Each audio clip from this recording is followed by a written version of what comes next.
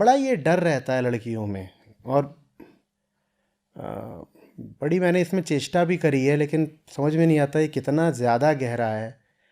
अकेलेपन का, लोनलीनेस का, इनसिक्योरिटी का, कि कोई तो होना चाहिए ना, कोई तो होना, हटेगा हटेगा हटेगा बिल्कुल, पता नहीं कितने, लेकिन अभी साल या दशक लग जाएंगे, हट जाएगा। और ये कोई ऐसी चीज़ नहीं होती कि जब हटता है तो सब में हटता है। इसमें हमेशा एक एक तबका होता है महिलाओं का ही जो समय से आगे चलता है, और फिर बाकी जो होती हैं वो उनका अनुगमन करती हैं। तो वो जो समय से आगे चलने वाली महिलाओं का एक तबका है, वो भारत में भी पैदा हो चुका है। और मैं समझता हूँ सैकड़ों नहीं, कई कई हज़ार ऐसी लड़कियां हैं जिनको मेरी बातें बड़ी स्वाभाविक लग रही होंगी, जो बल्कि अगर जो मैं अभी बोल रहा हूँ इसको सुनेंगी कभी तो कहेंगी कि ये सब बातें बोलने की भी क्या ज़रूरत है, ये सब बातें तो ऑब्वियस हैं। लेकिन मेरी ये बातें अभी बस मुश्किल से कुछ हज़ार लड़कियां होंगी जिनको बिल्कुल सहज और ऑब्वियस लग रही होंगी। ज़्यादातर लड़कियों को, महिलाओं को, 99% को मेरी ये बातें एकदम ऐसी लगेंगी कि ये क्या बोल दिया, क्यों बोल दिया, इतनी कड़वी गंदी गलीच बात क्या कह रहे हैं ये। लेकिन यही बात जो आज आपको इतनी असामान्य लग रही है या कटु लग रही है, यही बात आप पाओगे कि आज से कुछ दशक बाद आपको बिल्कुल सामान्य लगेगी, और आप कहोगे हाँ ये बात तो, ऐसा तो होना ही चाहिए, ये बात तो बिल्कुल ठीक है। बस आज आपको मेरी बात नहीं समझ में आ रही है। मैं कह रहा हूं आपको पुरुष चाहिए ही क्यों? अध्यात्म में पुरुषों के लिए तो ब्रह्मचर्य रख दिया गया, महिलाओं को ये बात समझ में नहीं आती। पुरुषों को कम से कम एक विकल्प तो बता दिया गया कि स्त्री के बिना भी जीवन है और उच्चतर जीवन है। ब्रह्मचर्य का और क्या मतलब है? कि कामनाओं में नहीं फंसना है, खास तौर पर देह की कामनाओं में नहीं फंसना है, इसको ब्रह्मचर्य बोलते हैं, ठीक है। तो पुरुषों को तो ये बात बहुत पहले से समझ में आ गई थी कि इन चक्करों में न फंसना ही बेहतर है। तो हमने फिर ब्रह्मचारियों को बहुत सम्मान दिया और उनको ऊंचा माना, आदर दिया। इससे क्या पता चलता है कि जिस पुरुष को ये बात समझ में आ गई कि ये बच्चा और ये कामना और ये स्त्री, ये सब चीज़ें ऐसे ही हैं, बेकार, फिजूल, हम समझ गए कि इसने कोई बहुत बेहतरीन बात पकड़ ली है, हमने उसको सम्मान देना भी शुरू कर दिया। आप कहते हो ना ब्रह्मचारी आ रहे हैं, तो महिलाओं को ये बात हमने कभी समझाई ही नहीं कि ब्रह्मचर्य उसके लिए भी ऊंची बात है, तुम्हारे लिए भी ऊंची बात है। जैसे पुरुष ज्यादा सम्मान का अधिकारी हो जाता है जब वो कहता है कुछ नहीं रखा स्त्री वगैरह और इन सब घरेलू चपड़ों में मुझे फंसना ही नहीं है, तो पुरुष ज्यादा सम्माननीय हो जाता है ना, तो आप बोलते हो तो सन्यासी, ब्रह्मचारी। वैसे ही स्त्री भी ज्यादा सम्माननीय हो जाती है जब वो कहती है नहीं चाहिए न बेबी न बेबा।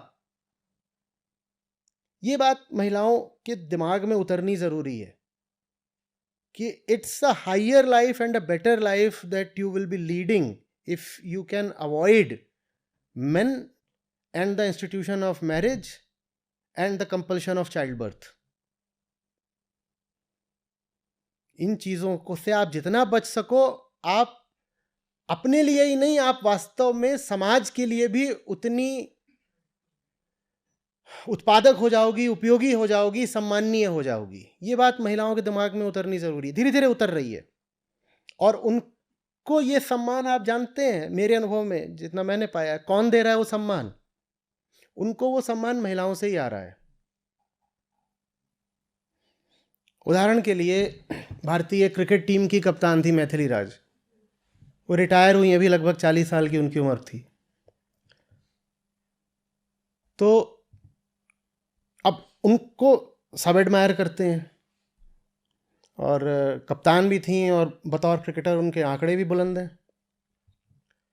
वो बोल रही हैं कि मैं 25 की थी, 27 की, तो मुझे लगता भी था कि ये सब मेरी दोस्तों की शादियां हुई जा रही हैं, तो मेरा क्या होना है। बोली अब मैं बहुत बहुत ज़्यादा सौभाग्यशाली अनुभव करती हूँ कि मैं इन चक्करों में फंसी नहीं। और अब उनको देख करके इंस्पायर भी कौन हो रही हैं? वो महिलाएं जो उन चक्करों में फंसी, क्योंकि वही समझ पा रही हैं अपना दर्द, और वही देख पा रही हैं कि अगर हम नहीं फंसे होते तो हम भी मैथिली जैसे होते, हम नहीं फंसे होते तो हम भी उसकी तरह हो पाते, पर हम फंसे। अध्यात्म इसीलिए ज़रूरी है ना। अध्यात्म जब नहीं होता तो ये दो आप पे हावी हो जाते हैं, एक देह और एक सामाजिक संस्कृति, और ये दोनों ही एकदम कचरा चीजें हैं। देह और संस्कृति। देह भी जो स्त्री की होती है वो लगातार उससे क्या बोलती है, हर मासिक धर्म के साथ आपको एक रिमाइंडर भेजा जा रहा है, गर्भ है, गर्भ है, इसका कुछ करना है, देखो ये है शरीर में, इसका कुछ करना है ना। आपको आपको कभी पता चलता है कि आपके पास एक किडनी है? नहीं पता चलता। आपको पता चलता है लिवर, ये सब अपना काम कर रहे हैं, भीतर और न जाने कितनी चीजें अपना काम कर रही हैं। पर प्रकृति ने ऐसा खेल रचा है कि आपके पास एक गर्भाशय है, ये आपको हर महीने याद दिलाया जाता है। तो एक तो देह चाहती है कि आप, हाँ, और दूसरा ये संस्कृति चाहती है। संस्कृति में मातृत्व का इतना यशोगान किया गया है कि मां है तो ऐसी है, मां है तो ऐसी है, मां ऐसी है, मां ऐसी है। ये दोनों मिल करके उसको, महिला को बिल्कुल पकड़ लेते हैं, देह और समाज। समाज माने संस्कृति, देह और समाज। और उसको लगातार यही रहता है कि चलो मैं भी ये सब कर लेती हूँ। दुनिया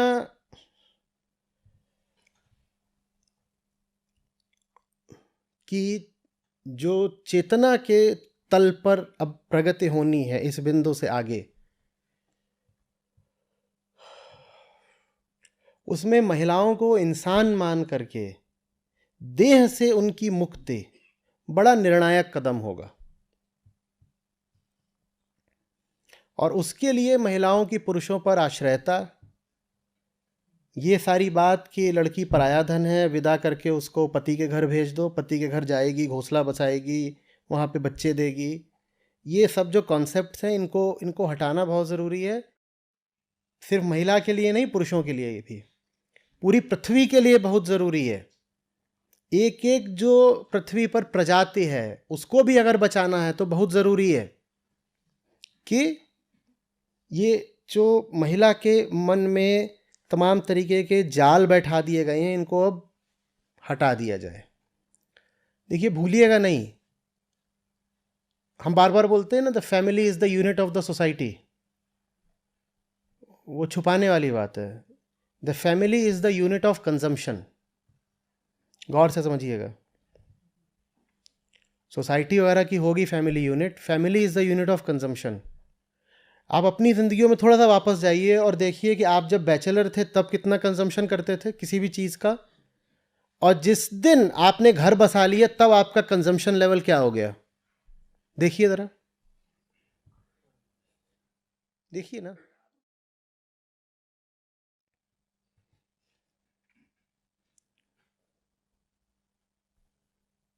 बोलो। यहाँ बोधस्थल में 12-14 जने रहते हैं, ठीक। अभी इनका पर कैपिटा कंजम्पशन किसी भी चीज़ का कितना होगा एक बार सोच लीजिए, या कोई हॉस्टल ले लीजिए। और वही सब जा जाके जब अपना घर बसाएंगे तब उनका किसी भी चीज़ का पर कैपिटा कंजम्पशन कितना हो जाएगा, सोच लीजिए,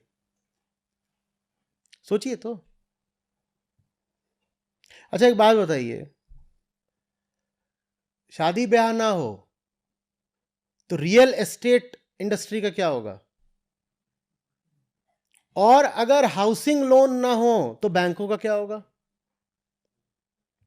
जब आप एक घर खरीदते हो तो आप सोचते हो कि आप जो पैसा है वो सेलर को या डेवलपर को दे रहे हो। वो पैसा आप जानते हो ना किसको दे रहे होते हो? आप बैंक को दे रहे होते हो। एक घरों की जो बिक्री होती है उसमें सबसे ज़्यादा लाभ बैंकों का होता है। तो जो फैमिली है वो कंजम्पशन बेस्ड कैपिटलिज्म की इकाई है। और वो जो कंजम्पशन बेस्ड कैपिटलिज्म है वही पृथ्वी को खा गया। क्लाइमेट चेंज और कहां से आ रहा है? लेकिन ये बात हमें समझ में नहीं आती है कि अगर पृथ्वी को भी बचाना है तो महिला को अकेले रहना सिखाना होगा।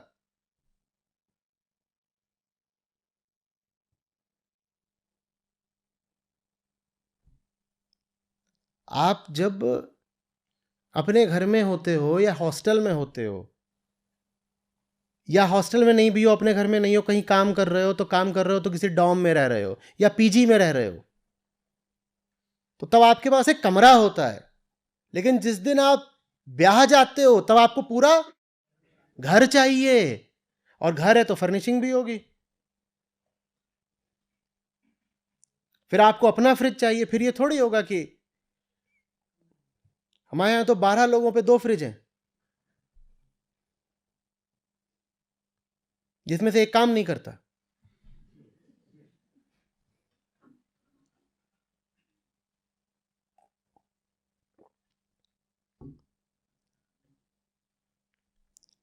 चौदह लोग और 6 खरगोश, एक फ्रिज में काम चल रहा है।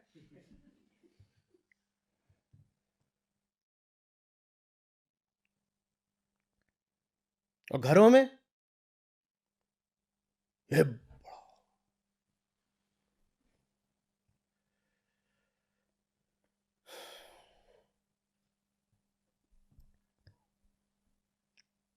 यकीन ही नहीं होता ना ये सब बात सुन के। अच्छा, एक नई ऐसी जिंदगी हो सकती है? हाँ, हो सकती है, बिल्कुल हो सकती है, और बहुत सुंदर और सार्थक हो सकती है।